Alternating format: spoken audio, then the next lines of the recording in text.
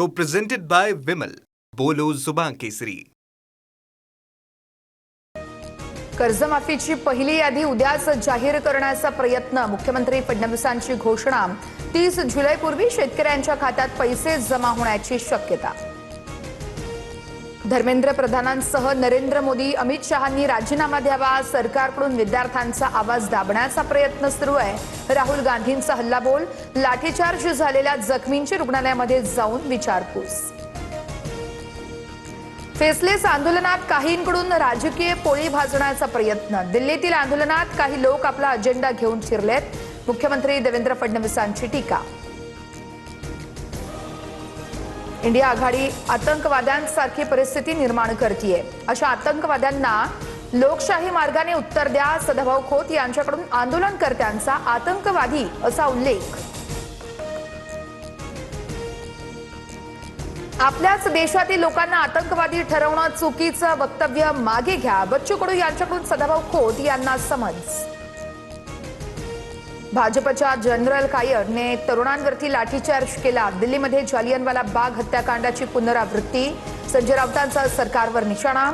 आंदोलनस्थळी जात राऊतांकडून जखमींची विचारपूस. सीजेपीचं आंदोलन केवळ नौटंकी. चंद्रशेखर बावनकुळेंचा पुनरुच्चार. तर देशातील तरुणांची माथी भडकवली जात आहेत. बावनकुळेंची टीका. देशामध्ये निव्वळ दडपशाही सुरू आहे. विद्यार्थ्यांच्या आयुष्यासोबत खेळणाऱ्या प्रधानांचा राजीनामा मागणं गुन्हा आहे का? अमित ठाकरेंचा संतप्त सवाल. विद्यार्थी बदला घेणार. सरकारला सत्तेवरून खाली खेचणार. विजय वडेट्टीवार यांच्याकडून लाठीचार्जचा निषेध. तर जगभरात भारताची प्रतिमा मलिन करण्याचा प्रयत्न सुरू आहे. आशिष जयस्वाल यांची टीका. शंभू बॉर्डरवरती पंजाब हरियाणातील हजारो शेतकऱ्यांचा यल्गार. भारत अमेरिका मुक्त व्यापाराविरोधात शेतकरी आक्रमक. विद्यार्थी रस्त्यावर असताना आता शेतकरीही दिल्लीकडे. सरकार समोर दुहेरी संकट. पोलीस पुन्हा अलर्टवर. आता सरकारने चर्चेसाठी यावं. शिक्षण मंत्र्यांच्या राजीनाम्यासाठी अभिजित दिपके आक्रमक. लाठीचार्ज नंतरही विद्यार्थ्यांचा जंतर मंतरवर ठिय्या. अत्यंत क्रूरपणे पोलिसांनी आंदोलकांना मारलं. 12 ते 14 वर्षांच्या मुलांची डोकी फोडली. एका विद्यार्थिनीची प्रकृती चिंताजनक आहे. सरकारला विद्यार्थ्यांच्या जीवाची अजिबात पर्वा नाहीये. अभिजित दिपकेंचा संताप. दिल्लीमध्ये आंदोलन पेटलं असताना प्रधानांच्या व्हायरल व्हिडिओवरून गदारोळ. संसद भवनातून हसत बाहेर पडतानाचा व्हिडिओ व्हायरल. सोशल मीडियावरती टीकेची झोड. संसद भवनासह जंतर मंतरवर पोलिसांचा मोठा बंदोबस्त. आंदोलन स्थळाच्या 150 मीटर आधीच रस्ते सील. दिल्ली पोलीस अलर्ट मोडवर. जंतर मंतरवरील आंदोलनात 118हून अधिक पोलीस कर्मचारी जखमी.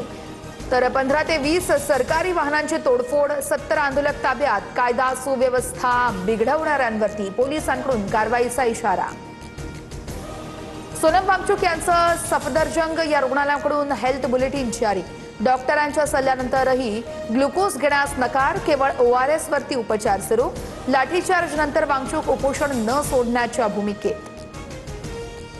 तरुणांचा बुलंद आवाज स्पष्ट आणि निर्भयपणे ऐकला पाहिजे. अभिनेता रितेश आणि जिनिलिया देशमुख यांच्याकडून जंतर मंतरवरील आंदोलकांना पाठिंबा. इंस्टाग्रामवरती पोस्ट शेअर करत लाठी हल्ल्याचा निषेध. लोकसभा अध्यक्षांच्या निर्णयाविरोधात ठाकरेंची सुप्रीम कोर्टात धाव. 6 फुटीर खासदारांच्या विलिनीकरणाला ठाकरेंच्या सेनेचा विरोध आहे. सर्वोच्च न्यायालयामध्ये याचिका दाखल. सोलापुरातील बसवारूढ महास्वामींचं मठ बॉम्बने उडवून देण्याची धमकी. मंदिर उडा देंगे चिठ्ठीमध्ये उल्लेख आहे. संशयित महिला सीसीटीव्हीमध्ये कैद. मठाला पोलीस संरक्षण देण्याची हिंदुत्ववादी संघटनांची मागणी. नाशिकच्या सुंदरनगर परिसरामध्ये अज्ञातांकडून वाहनांची तोडफोड. 15 ते 20 वाहनांचं मोठं नुकसान. पोलिसांकडून पुढील तपास सुरू. कोल्हापूरमध्ये पंचगंगा नदीच्या पाणी पातळीमध्ये वाढ. नदीची पातळी 28 फूट 8 इंचांवर पोहोचली. जिल्ह्यातील 19 बंधारे पाण्याखाली. धरणातील पाणी साठ्यातही मोठी वाढ. मुंबई, ठाणे, पालघर, रायगड, पुण्याला आज पावसाचा ऑरेंज अलर्ट. मुसळधार पावसाची शक्यता. नागरिकांनी सतर्क राहण्याचं हवामान खात्याचं आवाहन. मुंबईच्या पाणलोट क्षेत्रातील पावसामुळे नदीपात्रात गढूळ पाणी. नागरिकांनी पाणी गळून आणि उकळून प्यावं, मुंबई पालिकेचं आवाहन. लडाखच्या कारगिलमध्ये भीषण पूर, अनेक गावांना फटका. 700 कनाल शेती उद्ध्वस्त. स्थानिक नियंत्रण कक्ष सक्रिय. बाधित कुटुंबियांना तातडीने मदतीचे आदेश. सिक्कीममध्ये बांधकाम सुरू असलेल्या बोगद्यामध्ये भूस्खलनानंतर स्फोट. दुर्घटनेमध्ये 7 जणांचा मृत्यू. बोगद्याचा प्रवेशद्वार बंद झाल्यानं अनेक मजूर अडकल्याची भीती. बोगद्यामध्ये गॅस गळतीची शक्यता. बचाव कार्य सुरू. Co-presented by Vimal. बोलो जुबान केसरी.